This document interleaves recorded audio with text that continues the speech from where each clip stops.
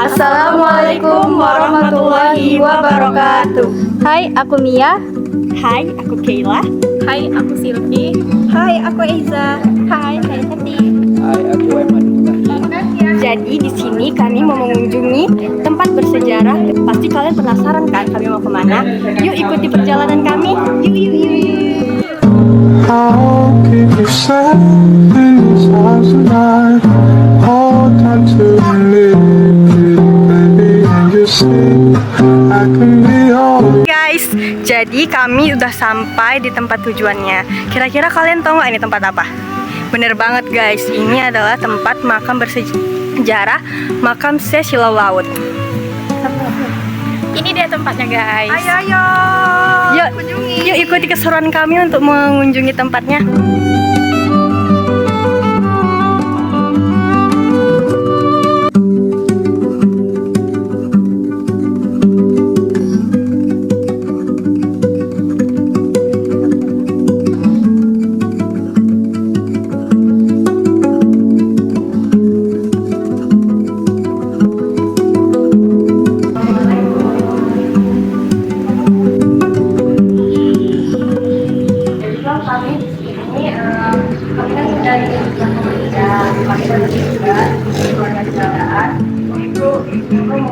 Tempat-tempat bersejarah. Jadi kami memilih makam Syekh Silau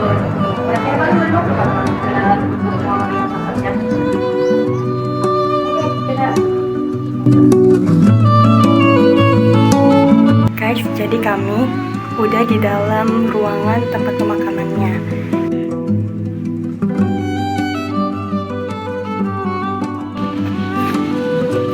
Oke guys, jadi kami baru aja selesai berziarah di makam Syekh Silau Laut guys.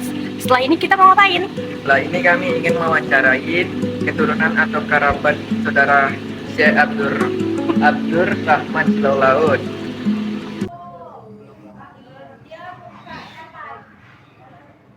Bapak bisa ceritakan riwayat singkat Syekh Silau Laut dan bagaimana sifat peran beliau menyebarkan Islam di wilayah pesisir ini.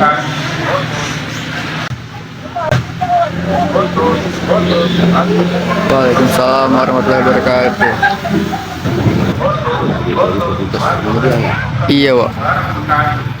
Nama Bapak Haji Ibrahim Ali. Bapak termasuk zuriat ketiga dari dosen pertama, dosen Abdur Rahman Silau Laut. Bapak ada anak lagi, dan kami Tuan Syekh Haji Muhammad Ali sebagai masuk kedua. Tuan Syekh pertama, Tuan Syekh Muhammad Alang, beliau adalah ketua dari Besar. Sekarang di Malarat, yang kedua Lahir. Beliau dari kecil itu sudah mengaji sampai Nusantara ini, sampai terakhir ke Malaysia, ke Jeddah, kemudian melanjutkan ke Thailand, kemudian saya balik lagi kemari. Dia kemudian belajar ke tanah Sumatera, kita saya di Afghanistan, kembali ke tanah air, kemudian agama di Sedang, kemudian di Langkat, Nusantara, terakhir di membuka kampung Silau Laut.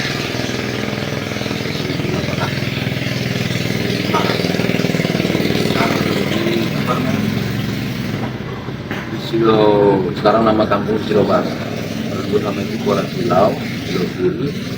Secara bertahap pindah kemari sampai ke daerah ini, ke Lelak, Kota Manda 1901.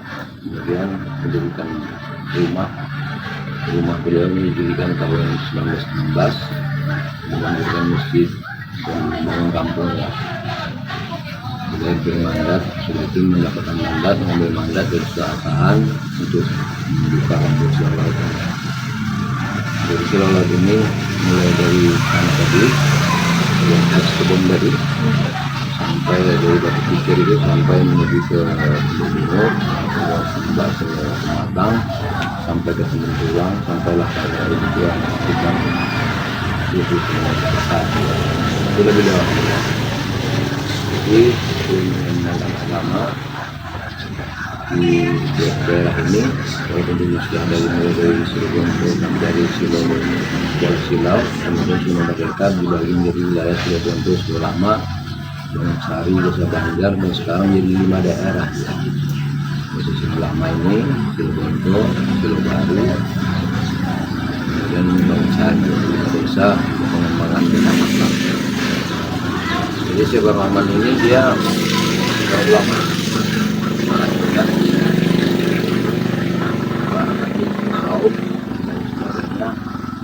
dan selalu memberikan sebagai memberikan ilmu pada murid-muridnya, termasuk juga adalah guru raja-raja di raja-raja di pantai timur, Langkat, daerah Bima dan lain sebagainya.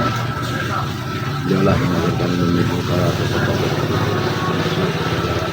Sultan, para orang alim, dan guru itu juga pimpinan juga. Beliau wafat 1941. Sudah digunakan itu yang pertama. Jadi beliau hidup di Sri Lanka sampai wafatnya 1991 sebelum masuknya Jepang. Kemudian 5 tahun sebelum beliau wafat, beliau pulang. Putranya yang belajar di Mekah yang datang bersama Ali. Jadi Syekh Rahman belajar di Mekah 99 tahun, maka gelar Syekh di sana. Kemudian dilanjutkan oleh anak beliau. Dan Ali balik ke kampung ini 1935, 5 tahun sebelum dia mangkat. Dan itulah melanjutkan di sini sejak 1991 sampai 1990. Kemudian sampailah sekarang Bapak termasuk anak justru dari kantor Jawa Ulama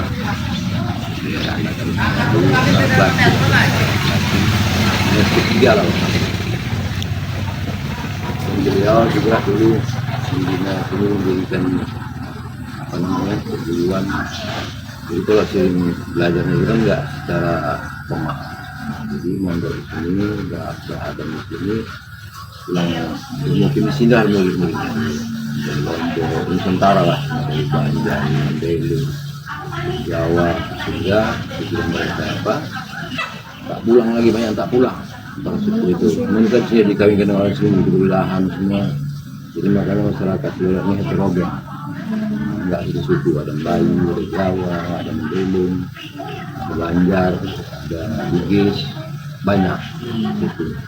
Nah, dari luar daerah gitu. Luar daerah baru dulu belajar di sini 8 tahun kemudian tak pulang lagi. Pulang di sini. Asalnya mereka Silau ini masyarakatnya nggak ada satu suku. Tapi kalau suku asli suku Melayu. Masing-masing suku Melayu. Jadi beliau juga sebelum balik ke Indonesia ini lama juga bermukim di Kedah di Melaka. Beliau sambil belajar juga ulama di sana dan belajar ke petani Thailand. Dia berdiri di Thailand daripada saya dapat penilaian. Beliau ke sana dan kemudian balik ke Indonesia. Dia diangkat jadi panglima di Ketua Kedah Malaysia itu selama 7 tahun. Jadi tinggalkan ya untuk mengganggu balik ke sini kemudian balik berangkat ke Mekah. Mereka balik itulah sekian udah dari lama. Kira-kira ada nggak Pak saat-saat apa namanya warga di sini berziarah gitu Pak secara massal? Setiap hari. Sampai setiap hari ya Pak? Karena kalian bisa di sini saya acara agamaan secara umum, ada juga acara khusus. Karena melakukan sesuatu budaya lah. Karena dengan kampung yang dulu memang kampung yang tidak bisa dibuka. Ada Belanda sendiri nggak bisa buka kebun gitu kan. Jalanan biarlah. Kira-kira ada nggak Pak itu simbol-simbol atau sejarah-sejarah peninggalannya dari Mulia Syekh? Kalau peninggalannya kan tunggu. Konsep ini. Kalau kitab-kitabnya dulu banyak terbakar. Ada juga mama untuk penulis dulu. Tahu belum meninggal rumahnya terbakar. Banyak lah. Jadi mau boleh. Jadi kalau punya halaman itu mana? Lampu solar ini. Udah jadi dolep kanan. Karena nama kampung ini bekas apalagi ya kampung Pinang, kampung Buaya, kampung Pinang itu kampung dia, halaman dia. Kampung Pinang Bali, kampung Pinang Lama, Kapanya, sudah lama tidak. Kalau boleh tahu, kenapa ya Pak kuburannya ditutupi kelambu? Itu kelambu itu bukan kami bang. Makam itu nggak kami bang. Cuma orang yang berhajat. Kalau makam ayah itu orang yang membangun. Mereka berhajat gitu mah. Iya. Kalau kelambu tak kenapa orang yang berhajat ngasih kelambu dia. Cetak berlebih itu. Berapa lapis berarti? Berarti kalau ada yang jarang kadang bawa kelambu gitu, Iya, Pak. apa? Bilang apa ini kelambu lagi? Kirain memang sengaja dikelambuin gitu. Diambil itu sekarang pergi miskin. Oh, dibagi-bagi lah ya Pak, karena berlebih. Gimana mau? Sekarang orang jarang pakai kelambu. Iya memang. Udahlah siapa yang mau kasih lah. Apa? Tapi udah begitulah orang semua banyak. Banyak. Enggak ada kami itu enggak ada.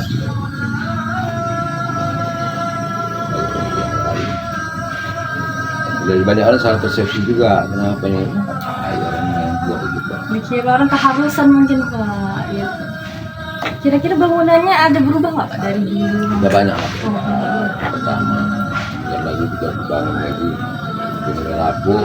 Alhamdulillah itu yang buka galon itu dibuka galon dia ada juga. Dan juga berjalan dia leher silakan saja rehat lah. Kami itu menerima yang lah. Belum lagi kami bisa memaafkan rumah ini itu yang pertama.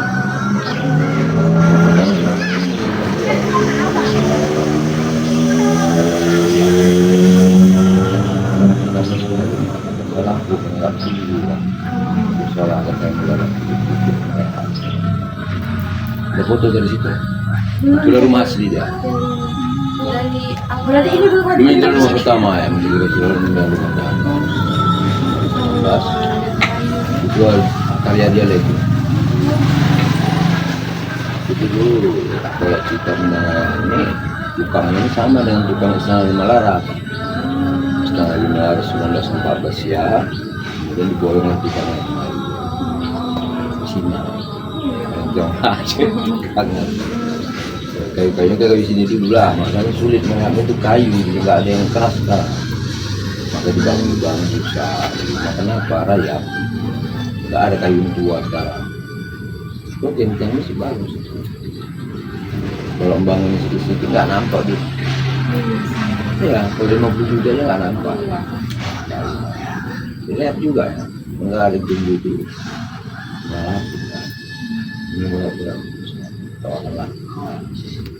Keluarga yang tak berlapis silakan aja. Banyak banget hal-hal baru yang akhirnya kami ketahui tentang sejarah Simalungun Pak. Terima kasih banyak ya Pak. Oke guys, akhirnya perjalanan kami mengunjungi makam ini udah selesai. Makasih ya udah ngikutin kami. See you guys.